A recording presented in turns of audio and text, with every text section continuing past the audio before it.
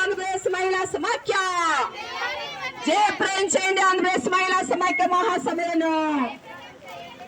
జయప్రదం చేయండి ఆంధ్రప్రదేశ్ మహిళా సమాఖ్య మహాసభలను,